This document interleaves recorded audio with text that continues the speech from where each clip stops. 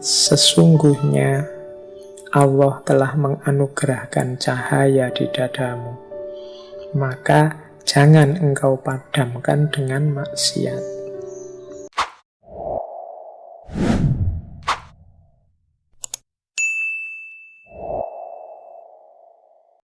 Assalamualaikum warahmatullahi wabarakatuh.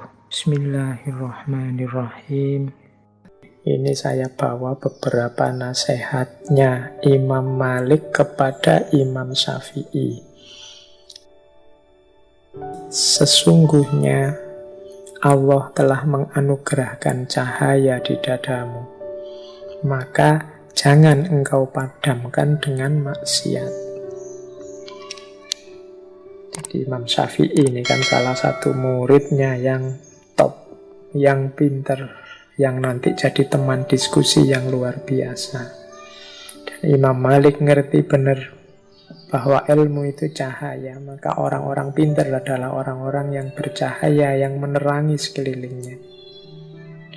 Maka dia harus berhati-hati agar tidak mengurangi cahaya atau menghalangi cahaya sehingga terjadi kegelapan. Apa yang mengurangi intensitas cahaya dan juga mengubah cahaya jadi kegelapan? Maksiat. Jadi Imam Malik berpesan, tolong engkau ini orang yang bercahaya karena Allah menganugerahkan cahaya di dadamu. Jangan engkau padamkan cahaya itu dengan maksiat. Semakin kita melakukan maksiat, semakin cahaya itu terhalang dan kita akan gelap. Dan tidak usah teman-teman tanya ya maksiat itu apa saja Pak. Semua jenis maksiat, dan insya Allah teman-teman ngerti mana yang maksiat. Kalau lupa ya buka lagi kitab-kitabnya, ngaji-ngajinya dulu. Bidayatul Hidayah apa-apa tentang dosa-dosa kecil maupun dosa-dosa besar. Itu yang bisa menggelapkan hidup kita, menjauhkan kita dari cahayanya Allah. Oke, kalau ini teman-teman insya Allah sudah ngerti. Terus ada nasihat lagi terkenal dari Imam Malik pada Imam Syafi'i. Jadilah engkau orang yang paling banyak diam di antara manusia. Jika mereka benar, ikutlah di dalamnya, dan jika mereka salah, jangan ikuti mereka. Ini mungkin penting juga nasihat buat kita ya. Kita hari ini kan tidak betah untuk diam. Sehari tidak buka WA, sehari tidak buka Instagram atau Twitter, sehari tidak posting apa-apa, tidak mention apa-apa, itu kan rasanya kok sepi.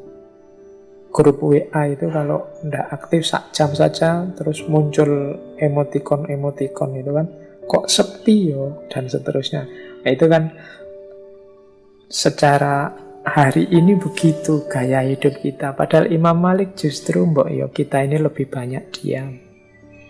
Nasihatnya Imam Malik pada Imam Syafi'i justru jadi orang yang paling banyak diam saja. Orang yang paling banyak diam itu punya kesempatan berpikir lebih banyak dibandingkan yang ngomong. Ya kalau orang ngomongnya banyak itu kan ya kesempatan berpikirnya secara intensif berbeda dengan orang pendiam. Kalau pendiam itu kan bisa pikirannya kerja terus. Kalau ngomong sambil mikir kan susah. Saya seperti ini, bicara hampir 2 jam itu kan, ya setengah-setengah mendaya gunakan pikirannya agak tidak maksimal. Coba sambil diam, mikirnya justru lebih maksimal. Maka katanya Imam Malik, jadi orang yang paling banyak diam saja. Mencermati lingkungan sekelilingmu. Kalau orang-orang di sekelilingmu benar, ya ikuti. Kalau orang-orang di sekelilingmu salah, ya jangan diikuti. Ini berarti kan mulutmu diam, tapi pikiranmu jangan. Telaahmu terhadap masyarakat jangan. Jadi kalau mereka benar, ya diikuti. Kalau mereka salah, ya dihindari. Kalau engkau terlalu banyak ngomong, tidak sempat refleksi, Ya hasilnya cuma ikut saja, orang ke utara ikut ke utara, orang ke selatan ikut ke selatan. Nah ini masalah. Terus nasihat lagi kepada Imam Syafi'i, angkatlah tanganmu dari hidangan makanan saat keinginanmu untuk makan masih menggebu. Ini mungkin dengan kata lain, nasihat ini ingin agar Imam Syafi'i jangan rakus, jangan serakah, jangan memuaskan egomu, jangan memuaskan keinginanmu sampai sak pol-pole, sak tuntas-tuntase. Kamu harus punya daya pengendalian diri. Mengangkat tangan dari hidangan makanan saat keinginan makan masih ada, itu kan berat. Makanannya sih masih ada, kalau mau nambah lagi masih siap. Dan sebenarnya juga belum terlalu kenyang, masih ingin nambah lagi. Tapi nasihatnya Imam Malik, kalau engkau bisa berhenti dalam situasi seperti itu, ya berarti engkau punya kemampuan mengendalikan diri. Hasrat dan nafsu jangan dimanjakan. Jadi ini salah satu jalan untuk mendidik diri. Kita ini kan sering kesulitan di sini. Kalau sudah seneng itu terus. Mungkin di antara teman-teman ada yang maniak game, ya game online apa game apa. Itu kan terus. Coba nasihatnya Imam Malik ini dijalankan. Keinginan main gamenya masih menggebu-gebu, kuotanya masih banyak, tapi ya saatnya berhenti ya berhenti. Jadi kemampuan mengendalikan diri. Nah ini nasihat-nasihat penting ini saya pilih dari Imam Malik pada Imam Syafi'i yang menurut saya relevan untuk kita ikuti juga hari-hari ini. Oke, ini Imam Malik dan Imam Syafi'i ini kan guru murid, sama-sama pinter, sama-sama luar biasa. Dalam banyak pandangan mereka ini berbeda. Tapi tetap Imam Syafi'i menghormati Imam Malik. Imam Malik menyayangi Imam Syafi'i. Ada banyak cerita perbedaan pendapat antara guru murid ini, tapi berakhir dengan kegembiraan. Berakhir dengan kebahagiaan semuanya. Ini perlu kita teladani. Berbeda tidak harus konflik. Jadi ada cerita begini. Jadi suatu ketika Imam Malik ini bilang pada Imam Syafi'i pandangannya tentang rezeki. Katanya Imam Malik, rezeki itu datangnya tanpa sebab. Orang itu cukup bertawakal pada Allah, nanti Allah akan memberi rezeki. Rumusnya, katanya Imam Malik, lakukan yang menjadi bagianmu, selanjutnya biarkan Allah mengurus yang lainnya.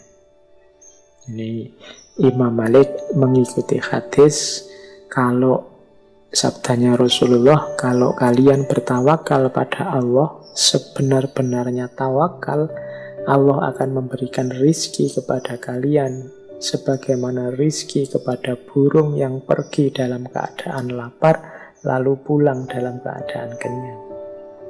Jadi pendapatnya Imam Malik, rezeki itu tidak usah dicari, cukup orang itu jalankan tugasnya dengan baik.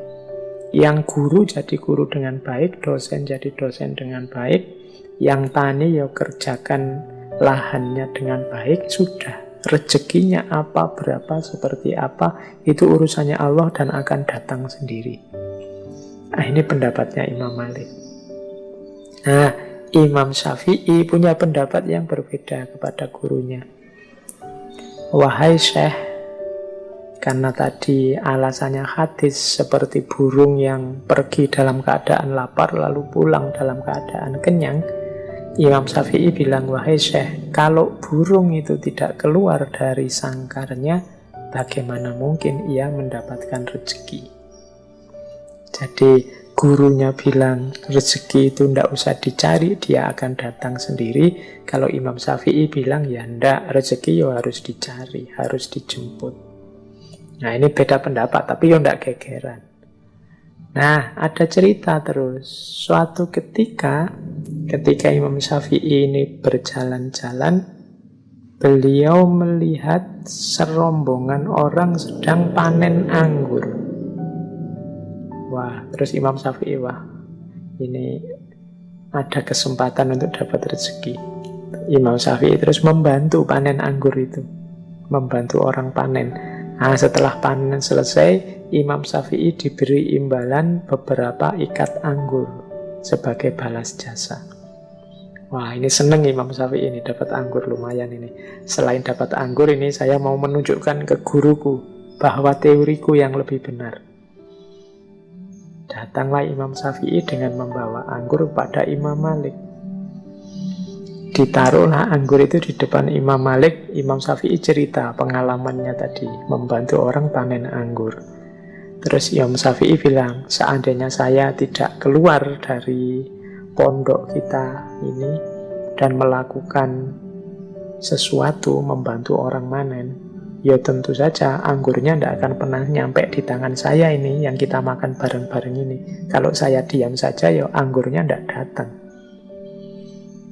Mendengar kalimatnya Imam Syafi'i ini, Imam Malik ya tersenyum. Kemudian dia ngincipi anggurnya.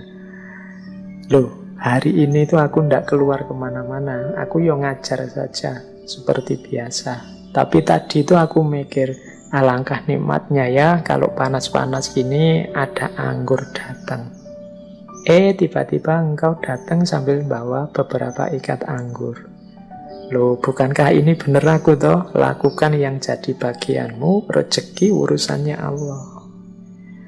Nah, jadi dua orang guru murid pendapatnya beda, masing-masing membawa bukti. Akhirnya bagaimana? Akhirnya dua-duanya sama-sama tertawa, sama-sama senang menikmati anggur bersama-sama. Ini adabnya orang beda pendapat. Berakhir dengan gembira, berakhir dengan bahagia, saling tertawa bersama. Semoga kita juga begitu. Kita ini susah sekali kalau beda pendapat diakhiri dengan bahagia bersama, tertawa bersama. Sering-seringnya kita itu kalau beda pendapat berakhir dengan konflik, nambah musuh.